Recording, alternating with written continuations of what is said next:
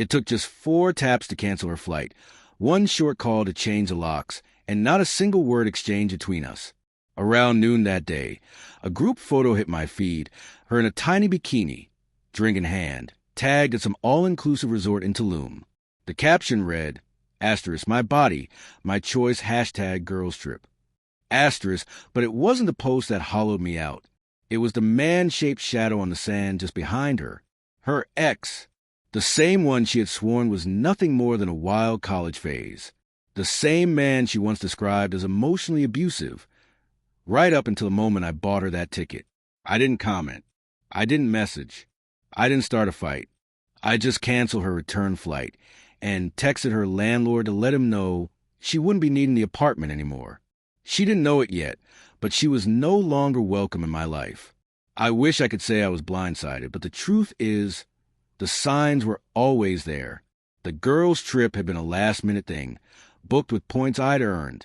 She said it was for her mental health, a reset, no phones, just good vibes. And I believed her. I even drove her to the airport, kissed her goodbye, told her to relax and enjoy herself. What I didn't expect was Ellie, her friend, tagging her in a story the next day, clearly tipsy, laughing as she panned the camera across a beachside dinner table. And there he was, Matt, sitting next to her, clinking glasses, flashing that smug smile like he just won the lottery. I DM'd Ellie, trying to play it off. Didn't know Matt was part of the girls group now, LOL.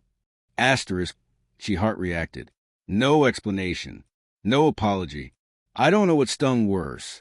The arrogance of the fact that she didn't even bother hiding it. I spiraled for a solid 6 hours. Deleted photos. Threw her mug into the trash. Stared at the couch where she used to fake cry over true crime documentaries and trauma bond with me over wine and pity. That's when I found the saved itinerary in her email, the one I paid for. Return flight. Sunday. 3:45 p.m. direct flight.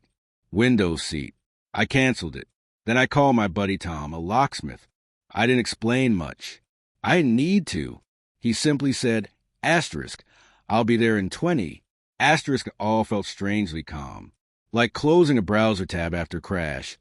Just a quiet click and gone. By evening, I had boxed up everything she'd left behind. Makeup smeared in my sink. Her socks tangled in my drawers. 3 kinds of shampoo I never asked for. I put it all in the garage. Locked the door, turned off the light. Then I messaged her sister. You free for dinner? Sunday, 3:47 p.m. First missed call.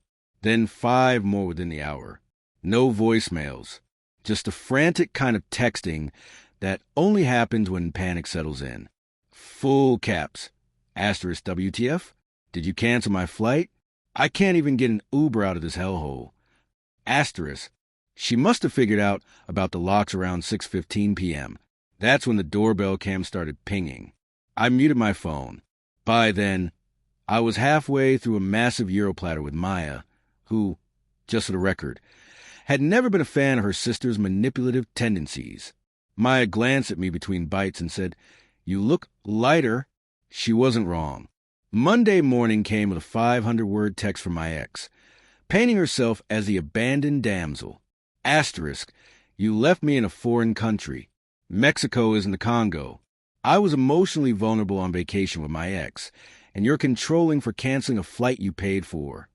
That's rich. Then came the classic pivot. You knew I had baggage. I told you I wasn't perfect. Yes, she had told me that. She also told me Matt was blocked. Toxic. Off social media. Apparently, not blocking someone is the new version of boundaries. By Wednesday, mutual friends started reaching out. One of them sent me screenshots.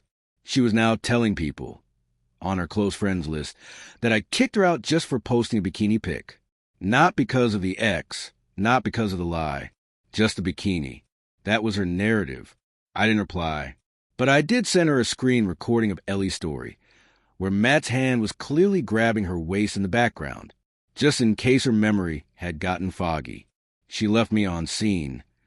Thursday night, Maya texted me, she's staying with her ex now. Her stuff? Still untouched. I replied, asterisk garage. Locks changed. Doorbell cam active. Asterisk. Maya heart reacted. The unraveling came fast. It turned out Matt wasn't just an ex. He was a pending lawsuit ex. Some HR mess at his job had resurfaced. Screenshots. DMs. The whole thread blew up. And guess who jumped online to defend him on Twitter? Yep, my ex. By Saturday, she was publicly defending a man under investigation for workplace harassment from the comfort of his couch. The comments section turned on her. Followers dropped. Brands she had been collaborating with went quiet. She tried another pivot, asterisk mental health break. Stepping away from the drama. Just here to heal, asterisk. Except healing doesn't pay rent. And she couldn't exactly crawl back to my place. The last message I ever received from her came a week later. Asterisk, you really destroyed me. Asterisk, I didn't reply, but I did send her a screenshot of her own Instagram caption. Asterisk, my body, my choice. Nay. Asterisk underneath, I typed, asterisk, my home, my choice. I choose peace. Asterisk, then I blocked her. Now I've got new locks, a new couch, and for the first time in months, I sleep like a baby. Maya and I still talk. We're not dating. That'd be weird for now, but she did tell me something that stuck with me. Asterisk, you were never crazy. Just too generous with someone who didn't deserve your calm. Asterisk, and she was right. So here I am, calm, unbothered, at peace.